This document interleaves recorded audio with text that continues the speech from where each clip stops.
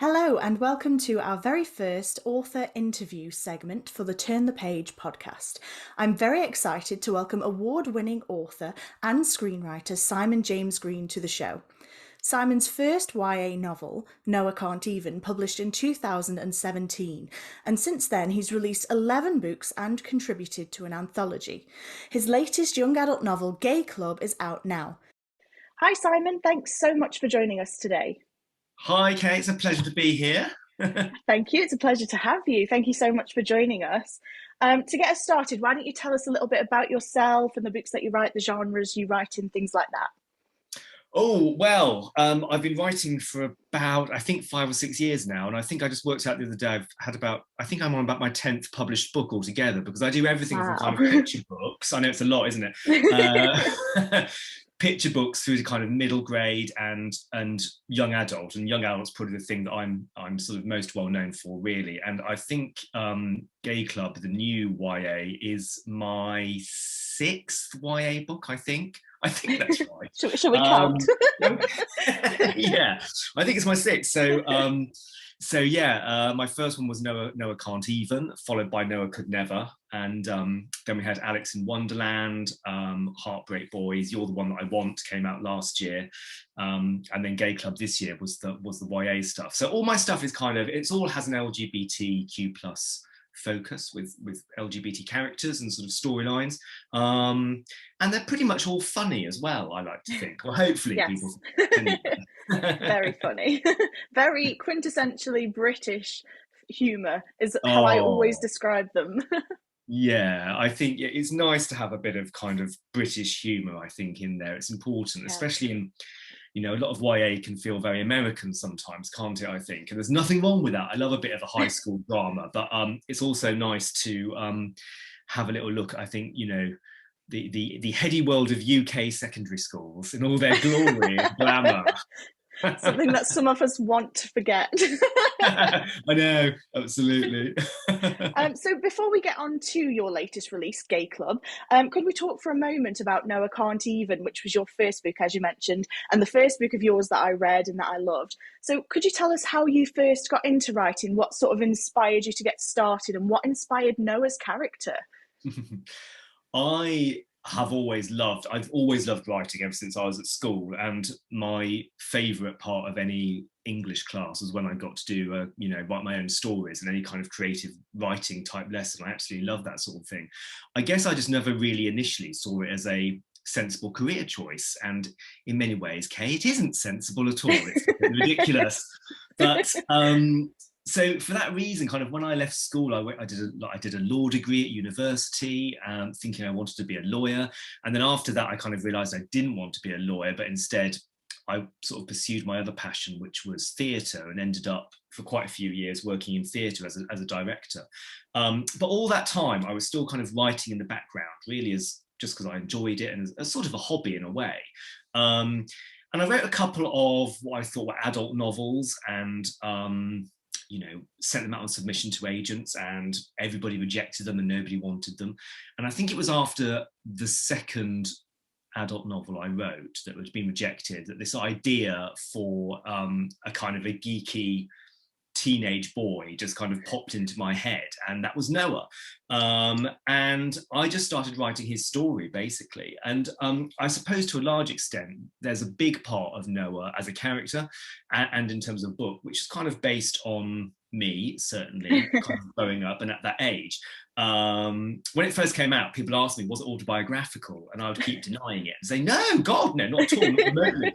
And actually, in terms of the plot itself, obviously the plot's quite wild. If you've read it, you'll know that. But the plot's not autobiographical. But Noah as a person, and certainly his emotional journey in the book, is very much based on me and the sorts of things I was thinking and feeling at around about that age at school. So for that reason, probably Noah is the book that's probably closest to my heart in lots and lots of ways, just because of that. But that's how he came about. That's absolutely lovely. So your mum did not have a Beyonce tribute act, unfortunately. No, she she read it and was horrified because she assumed that everyone would think that was indeed the case, you know, and, that she was some kind of dreadful mother. So no, no, I'm happy to say she didn't have a Beyonce tribute act. No. Okay. So going back now to Gay Club, your latest release, which is fantastic, but also a little different from your previous books, in my opinion. What can readers expect from Gay Club then? Well, it is different, Kay. Thank you for picking up on that. But yeah, I mean, basically, it's the story of the race to be president of a school LGBT society.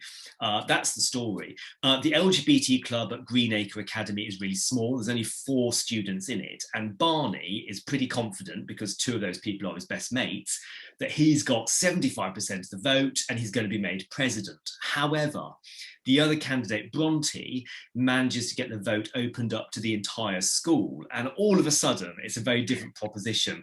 And so that is the cue for lots of kind of political shenanigans, backstabbing, bitching, as the kind of really ambitious candidates try their best, battling it out to try and win the vote, basically. And meanwhile, there is a national LGBT organisation run a kind of competition looking for one school LGBT club to be their national sort of worldwide ambassadors for the year. And so suddenly the stakes are raised as kind of different clubs from around the country start battling it out. They all convene at this big conference in London, where it very promptly becomes National Coming Out Day for everyone's secrets. So I love that. it was so much fun, because I mean, I'd always wanted to write a kind of comedy around something a little bit more political, and this idea of kind of elections and kind of the lengths people will go to in order to kind of get elected, and all the kind of the lies and the duplicity and all that kind of stuff. I love those sorts of stories. But actually, Gay Club has ended up being, I think, probably one of my most, well, definitely my most political book that I've ever written, certainly in terms of the LGBT community. And I think, although I think there is lots of humour in it, and although, you know, if people like my previous books, I think they'll like this. What there is also in it is actually, I think, I felt there's a lot more sort of serious messaging in it, actually, about kind of the struggles of LGBT youth, the fact that, yes, progress has been made in the world. Things are in lots and lots of ways better for LGBT kids than they used to be, but there is still a long way to go. There is still people who want to push back against those hard-won rights. And that's also the message of the book, really, that actually, in the face of hate and discrimination, we are ultimately all stronger if we stand united and together. And that's the ultimate message of the book, I think. And it's, I hope, a kind of clarion call for kind of unity and togetherness, and making the world a better place, and hopefully having fun doing it in the meantime. Yeah, that's absolutely brilliant. And that's definitely the message that I got as well from reading it. And I think everybody's going to love it. I saw somebody describe it as sort of the LGBTQ plus handbook that everybody needs. And I think that's a perfect summary. It is absolutely fantastic. Oh, thank you. Thank you. I know that one you've just talked about, that how a lot of your books and how incredibly funny they are. Now, you've said Gay Club has some quite serious messages, and there's some scenes in particular that are quite harrowing. How did you sort of did you find it more difficult to include the lightheartedness amongst those more difficult scenes and topics? Do you know, I think actually Gay Club probably on balance has been, for me, one of the most enjoyable and almost easiest books to write in lots of ways, funnily enough. And I think, I don't know, I'm not quite sure exactly why that is. I think it's just, it was so close to my heart, and something that I just so totally loved writing, in terms of the fact that, you know, basically almost all the characters in the book identify as LGBTQ plus, which was just a delight to write, you know, and that was really, really good fun. And yeah, there are some harrowing scenes in it. You do have scenes of homophobia, but you know what? A lot of those scenes are based on things that have either happened to me or happened to friends of mine. And although it's never nice to revisit them, I do think it's important to put those sorts of scenes in a book, because whilst whilst anyone who's read my books will know that I'm a great believer in joyful LGBT stories and happy endings and positivity, I do also think it's important not to give the impression that life is constantly rainbows and fairy tales and Yeah. everything's wonderful all the time, because for a lot of LGBT young people still, and LGBT people in general, that's just not the case. And so a bit of escapism is nice, and I think the comfort of the happy ending is a great thing, but I was really keen to put in some stuff in there which actually told a little bit more of kind of the other side of things that does sadly happen quite a lot. So so that went in there as well, basically. But I didn't really find it too difficult kind of switching between the lightheartedness and the more serious stuff, because as far as I'm concerned, life is always a kind of mix of both of those things anyway. Yeah. And I think I think there are big laughs to be had even in the darkest moments in life, actually, and that's how I've always kind of approached all my books, really. So so for me that felt quite natural. Yeah, brilliant. And so, how does it feel to be living in a time where readers can find a book like Gay Club and all of its glittery rainbow goodness just on the shelves of bookstores and things? I mean, it's fabulous, and what a difference. I mean, I remember when I was a teenager, there were certainly no LGBT books in the school library because of Section 28, which Yeah. basically, banned them. But even in regular high street bookstores, yeah, there might be an LGBT section, but it was one tiny bookshelf kind of in the corner tucked away, and there certainly weren't Yeah. any young adult books amongst them, No. So it's fabulous how much things have changed. And what's really great at the moment is seeing how so many LGBT titles are sort of soaring, and people are really interested, getting a lot of attention. There's TV shows, the books are, a lot of the books are selling really well, and that's a wonderful thing. I mean, it's wonderful that actually I think the the readership for these books has, I would say, is very clearly very broad, and it's not just people who identify as LGBT reading them. There's lots of allies, lots of heterosexual people read them as well, just because ultimately they're great stories, I think, and there's a lot of fun to be had. And I guess for everybody, it's nice to walk in someone else's shoes for a bit and see what life is like for them. I mean, for me, that's the whole point of fiction, right? You kind of read about other people, their experiences, their lives. It's a great thing. Yeah. And I think it's lovely that so many people are open to doing that and really enjoy the process of it. Yeah, that's brilliant. So you've written children's books, picture books, middle grade, YA, and you mentioned earlier that you started by writing adult books. So do you think you'll write any books with older characters or in a different genre, perhaps? I mean, I always sort of never say never. I is all the kind of the characters and the stories sort of come to me as they are, if you know what I mean. So it's difficult. So I don't sort of sit down and go, right, I'm going to write an adult book now, I'm going to write this type of book or in this genre. I try to keep it relatively organic in terms of what and who I want to write about. And I have to say, at this point, I haven't felt any massive inclination to do anything in the adult market particularly. I think if I did do something like that, I would definitely go for something genre-based, like cozy crime or a good rom-com or something like that. What it would Yeah. be, because those are the types of adult books that I love reading. I'm not a big fan personally of kind of literary fiction, where you've got books that don't have any punctuation in them and that sort of thing. I'm not into that. But yeah, and then in terms of the teen and kid stuff, I think yeah, I would definitely be open to exploring kind of other genres within that. Like at some point, I feel like I would like to write some kind of murder mystery, maybe, but I don't know what that would be at That'd this be fun. time. It would be fun, and I think I'd have a lot of fun with it. So it's kind of, that's one of the things. It's sort of on the back burner, sort of on my to-do list of kind of projects I would quite like to have a go at some point, if the right kind of idea came to me and the right characters. And whether that would be a middle grade or whether it would be a young adult, I have no idea. and I also think if you're going to, if I was going to do something like that, I'd want to bring something fresh to the table that, hadn't a sort of new angle, something that hadn't been quite done before. So it's a question of kind of what that would be as well. But I think that would be really good fun. So yeah, I'm kind of open to everything really. Brilliant. Okay, so between your YA, middle grade, and picture books, you release multiple books per year.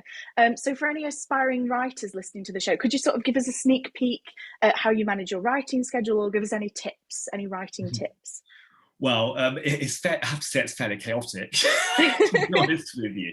It is quite difficult. So I have to be, because of the publishing schedule I'm kind of on, I do have to be very strict with myself in terms of scheduling everything and making sure I've got enough time. And I think the biggest thing I've changed since I wrote my first book is just the amount of planning I do.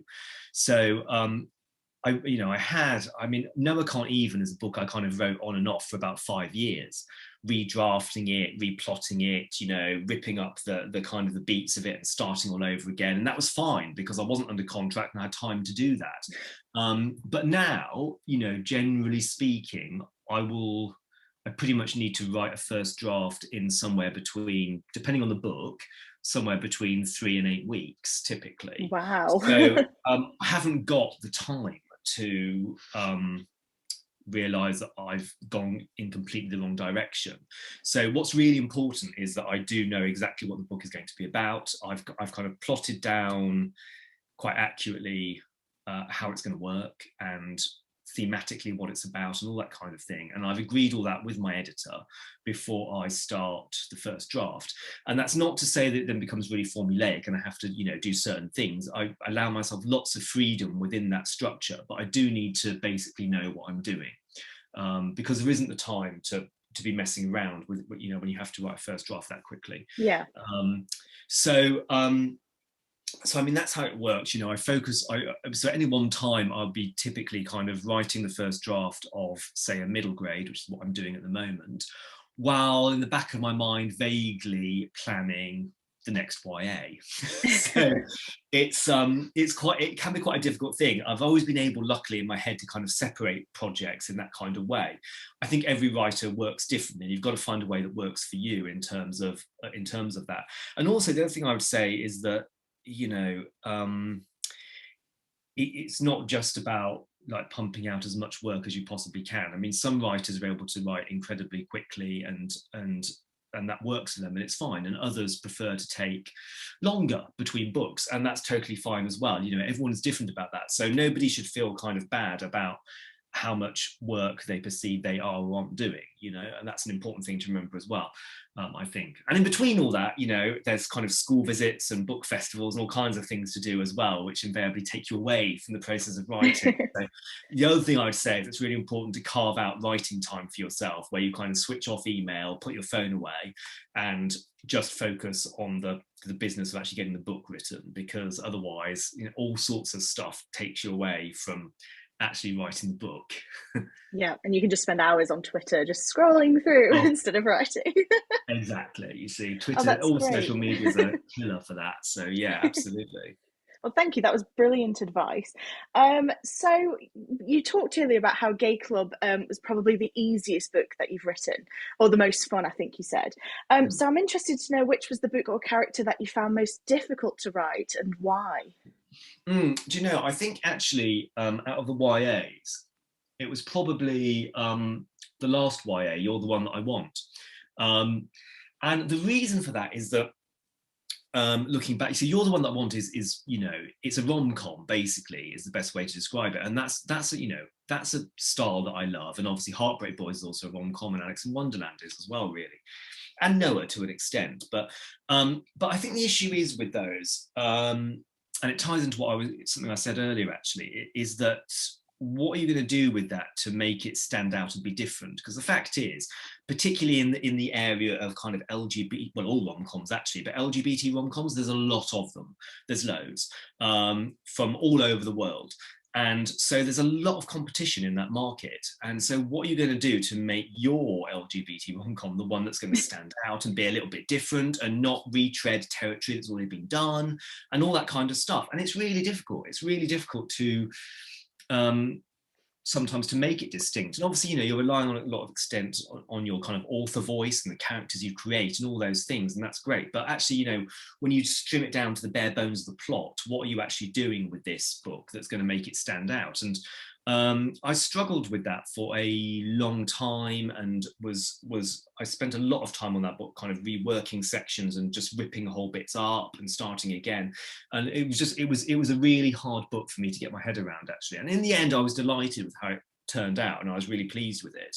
And I love Freddie and Jasper and all the characters in it. I really enjoyed writing them and spending time with them. It just for that reason, I think it was a struggle to get to that place, though, with that book.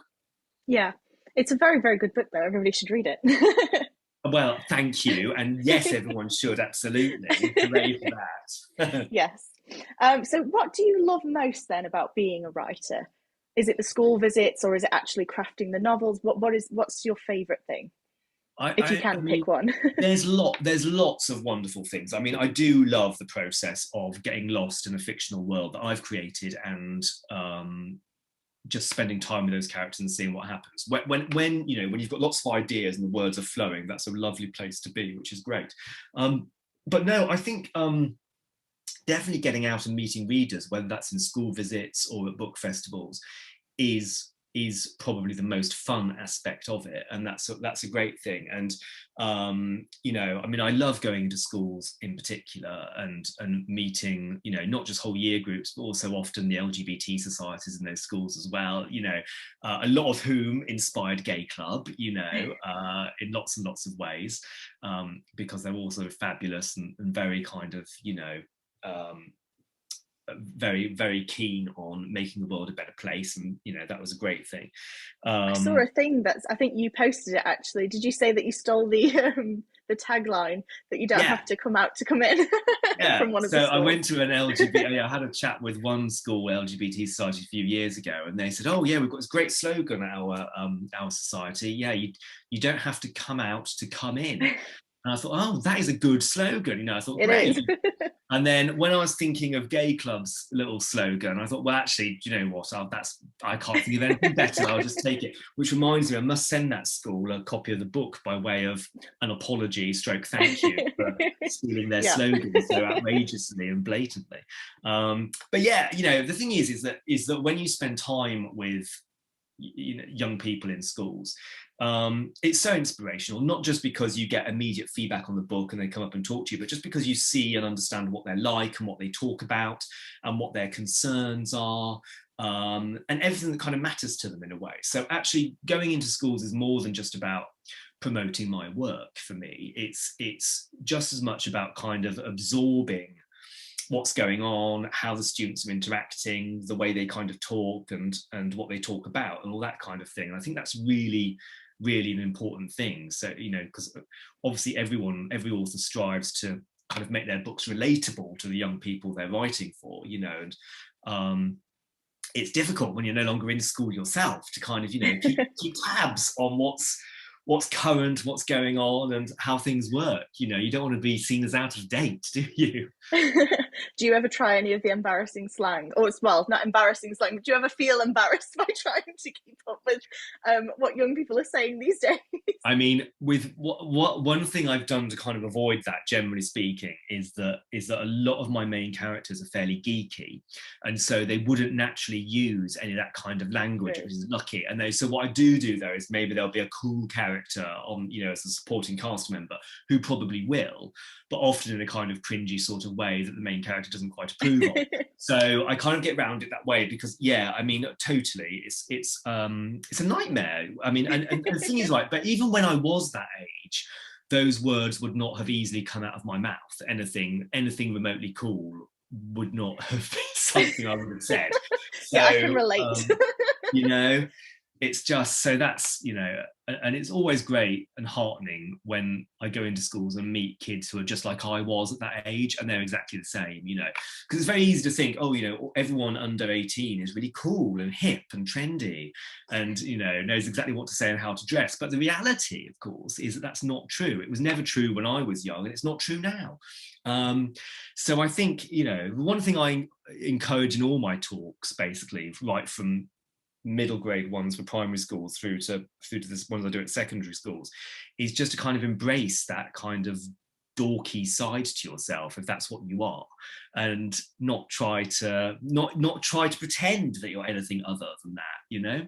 I think it's a I really love that. important message for everyone. Yeah, that's fantastic. So what's coming up next for you? Can you give us any hints at works in progress or projects we don't know about yet?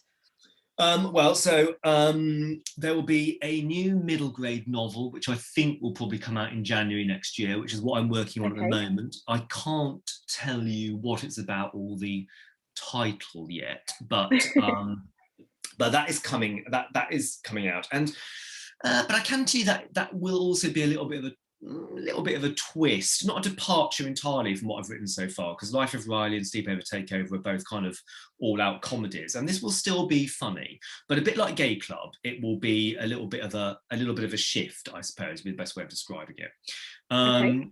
And then we've got the small matter of a young adult book for next year, which is what I'll be writing at some point over the summer. And currently that's the thing that's kind of in the back of my mind that I'm trying to work out exactly what it's going to be and how we're going to follow Gay Club and what we're going to do, you know, after that. Because Gay Club is a bit of a tricky one, I've found, to kind of think, well, what comes after this? Because it's so gay, because it says it on the cover for a start.